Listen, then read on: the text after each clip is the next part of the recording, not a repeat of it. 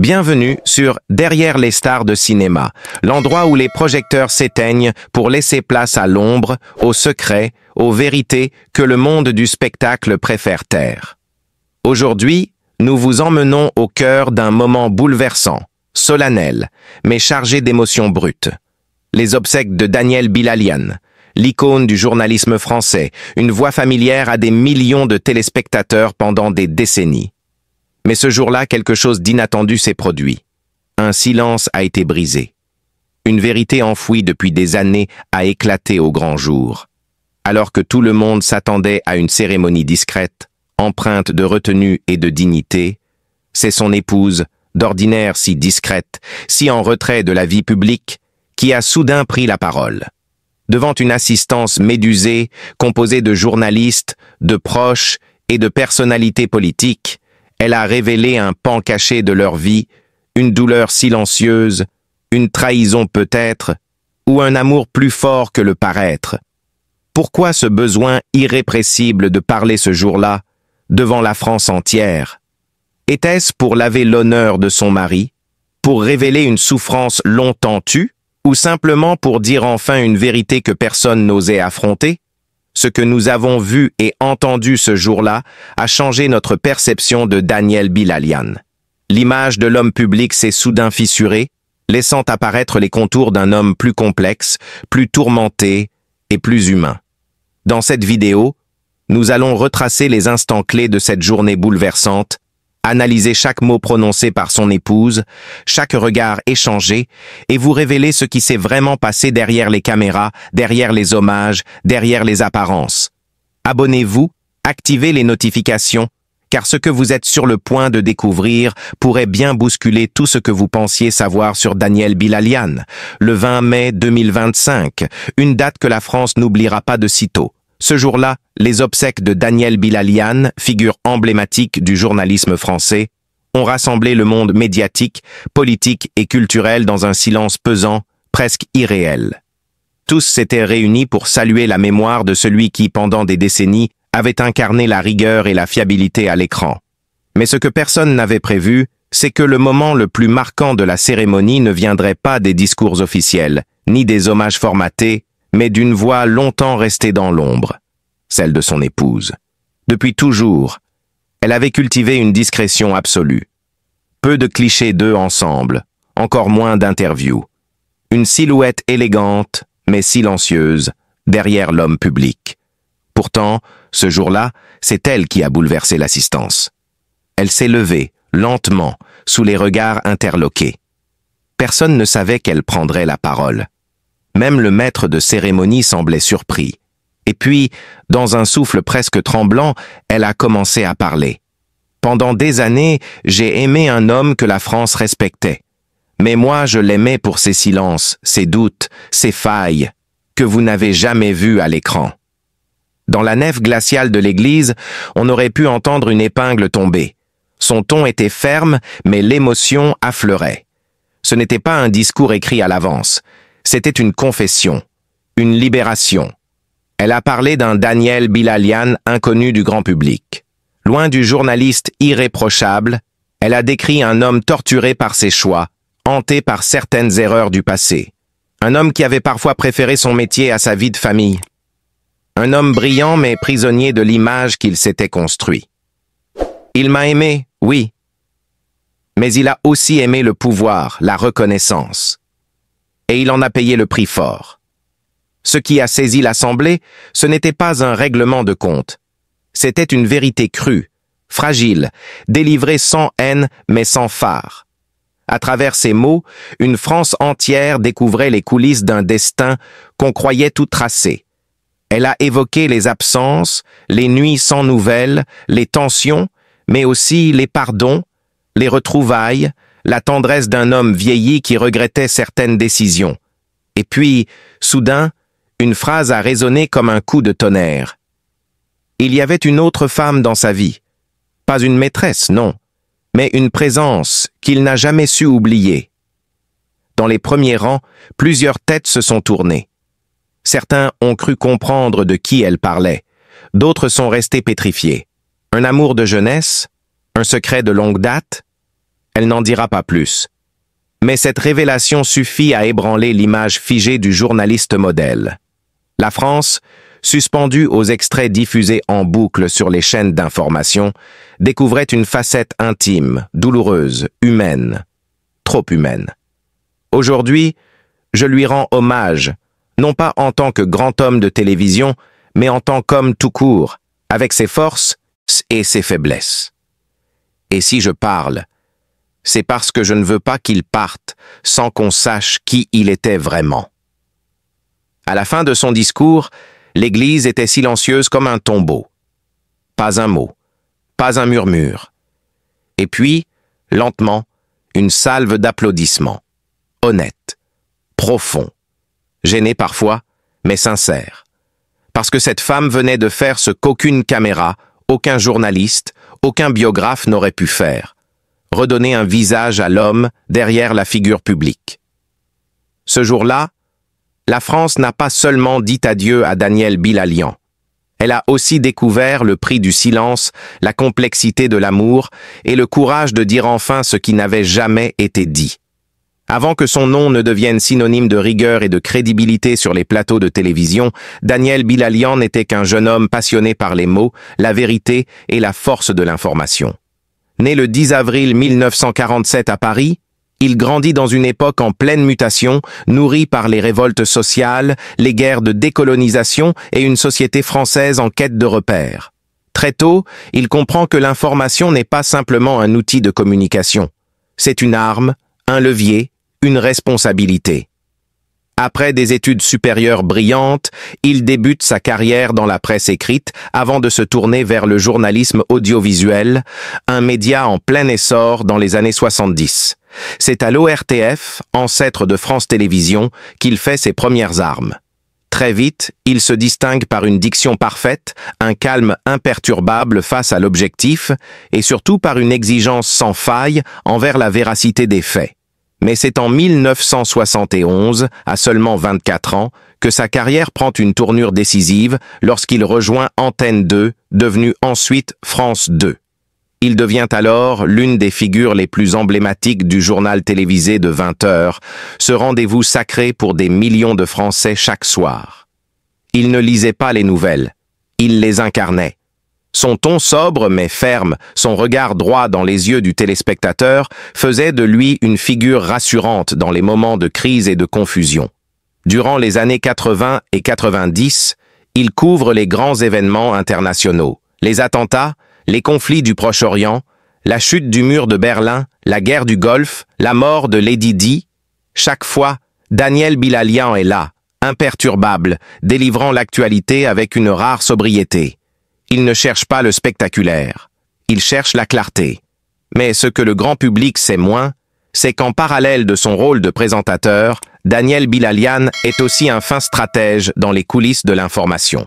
Nommé directeur adjoint de l'information de France 2 en 1991, puis directeur de la rédaction, il restructure les équipes, affine la ligne éditoriale, impose une nouvelle rigueur journalistique.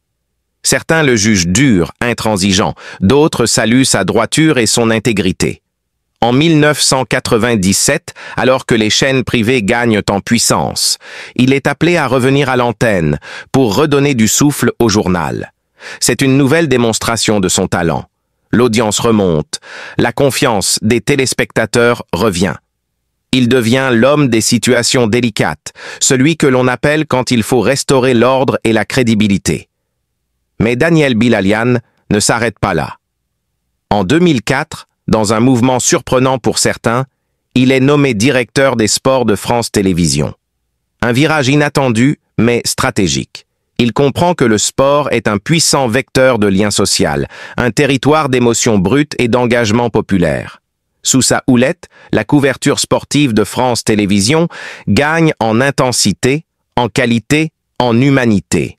Il supervise les Jeux Olympiques, le Tour de France, Roland-Garros et bien d'autres événements, donnant une impulsion nouvelle aux équipes et à la ligne éditoriale. Pendant plus d'une décennie, il va transformer le service des sports, en y insufflant son exigence journalistique et son sens du spectacle contrôlé. Ce mélange singulier de rigueur et d'élégance devient sa marque de fabrique. Il modernise les moyens techniques, introduit de nouveaux visages à l'antenne et assure à France Télévisions une place incontournable dans la couverture sportive française. En 2016, après 12 années à la tête du service des sports, il quitte définitivement le groupe France Télévisions. Il laisse derrière lui un héritage imposant, un style inimitable et une génération de journalistes marqués par son exigence. Jamais un scandale, jamais une faute majeure. Daniel Bilalian est resté fidèle à ses principes jusqu'au bout, dans un monde où l'info se transforme trop souvent en spectacle. Sa carrière n'a pas été faite d'éclats tapageurs, mais de constance, de verticalité et de respect profond du public. Il n'était pas là pour séduire, mais pour informer avec droiture, jour après jour, année après année. Quand les caméras s'éteignent, que les projecteurs ne reflètent, t'es plus qu'un vide silencieux, que reste-t-il de ces visages familiers du petit écran? Pour Daniel Bilalian, dont la voix et le regard ont marqué des générations de téléspectateurs, la réponse se trouve loin des studios et des scripts. Derrière l'image lisse du présentateur sûr de lui, se cachait un homme à la fois discret, pudique et profondément attaché aux siens.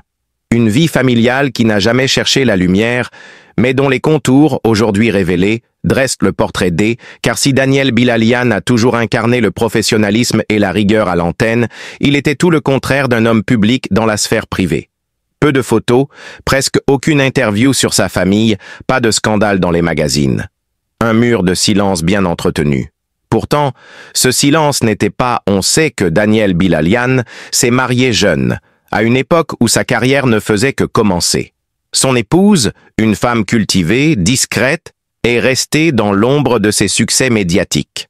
Ensemble, ils ont traversé les tempêtes du métier, les pressions, les critiques, les responsabilités, sans jamais exposer leur couple au grand jour.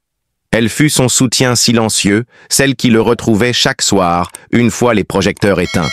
« C'est elle qui m'a empêché de perdre pied », confiait-il un jour à un collègue, hors micro. Mais c'est en parlant de ses enfants, car oui, Daniel Bilalian était aussi père, que l'émotion affleurait le plus souvent. Un fils, une fille, élevés dans le respect, loin de la notoriété, presque à l'écart d'un monde médiatique que leur père maîtrisait pourtant parfaitement. Ils tenaient à ce qu'ils aient une vie normale, répétait-il, loin des plateaux, loin des caméras. Il refusait qu'ils soient réduits à des fils ou filles d'eux, et préférait les accompagner à l'école ou au sport plutôt que de les exposer dans des interviews ou sur des tapis rouges. Le journaliste connu pour sa rigueur et sa sévérité professionnelle se transformait à la maison. Là, ce n'était plus le présentateur, mais le père attentionné, le mari affectueux, l'homme qui cuisinait le dimanche, qui lisait des histoires, qui écrivait de longues lettres quand il partait en mission. Ces lettres, conservées précieusement, sont les témoins d'un attachement profond à sa famille, mais aussi d'une forme de culpabilité. Celle d'un père souvent absent à cause de son métier. Dans ses dernières années à la télévision, alors qu'il dirigeait le service des sports de France Télévisions, Daniel Bilalian s'est éloigné du rythme effréné de l'info pour passer plus de temps avec les siens.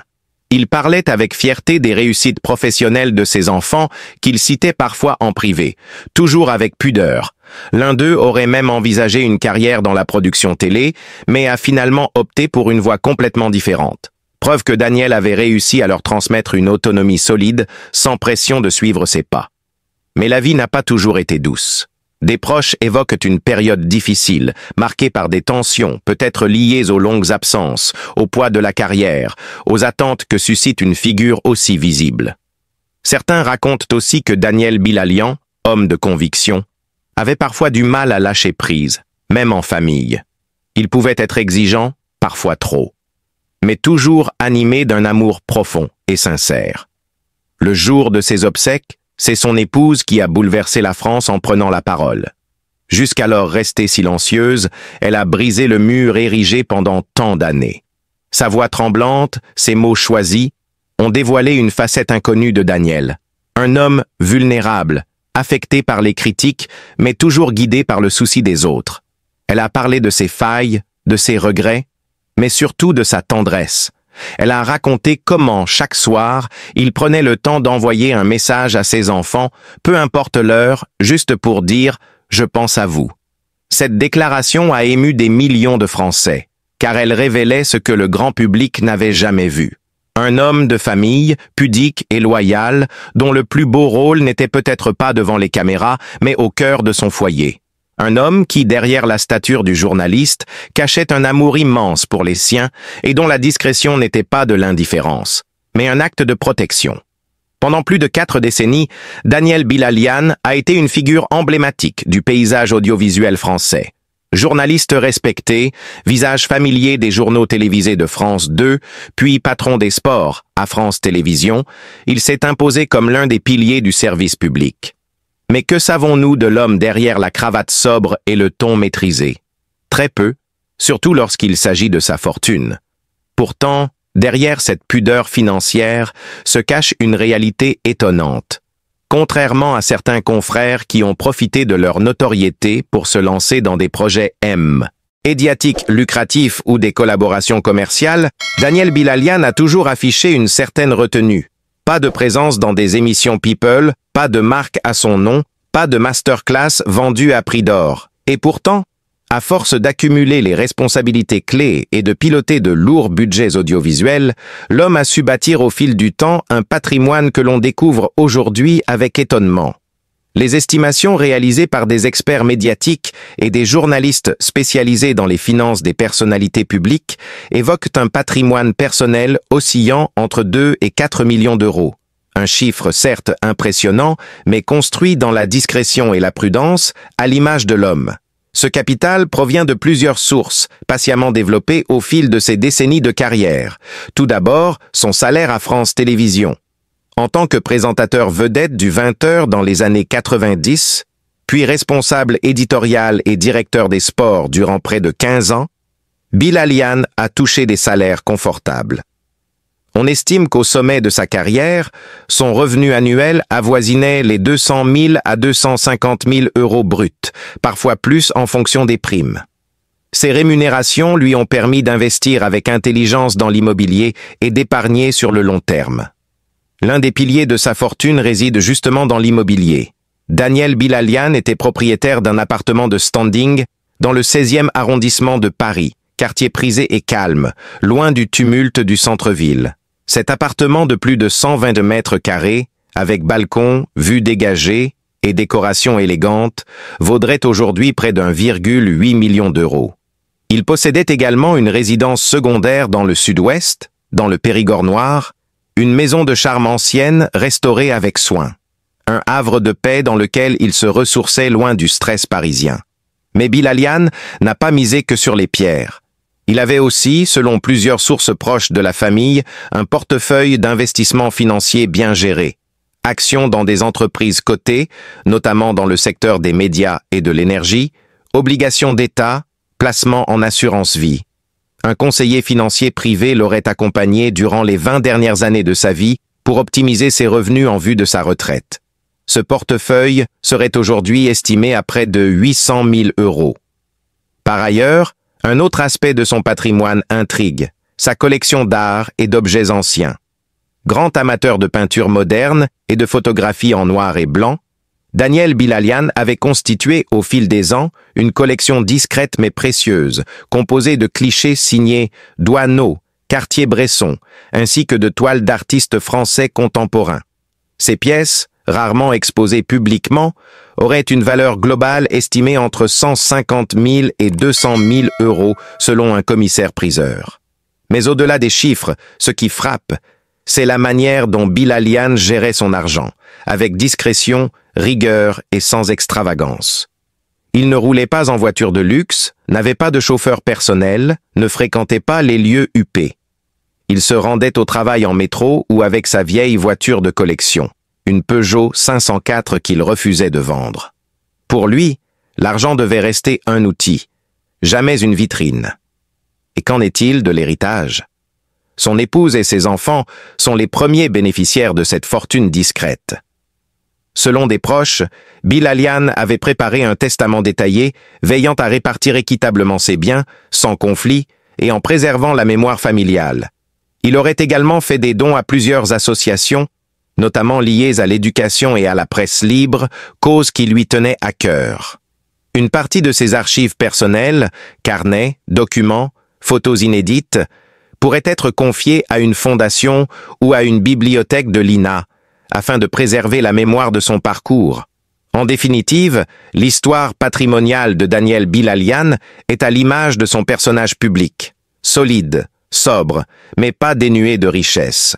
Une fortune construite sans bruit, une vie menée sans tape à l'œil, mais avec une vision à long terme et une fidélité à des valeurs simples, travail, transmission, discrétion. Merci du fond du cœur d'avoir regardé cette vidéo jusqu'au bout. Votre temps, votre curiosité et votre fidélité donnent tout son sens à notre travail. Abonnez-vous à Derrière les stars de cinéma pour ne manquer aucun nouveau récit. Chaque semaine, de nouvelles vérités, de nouvelles émotions et des histoires qui méritent d'être partagées. À très vite pour une nouvelle plongée dans les coulisses des légendes.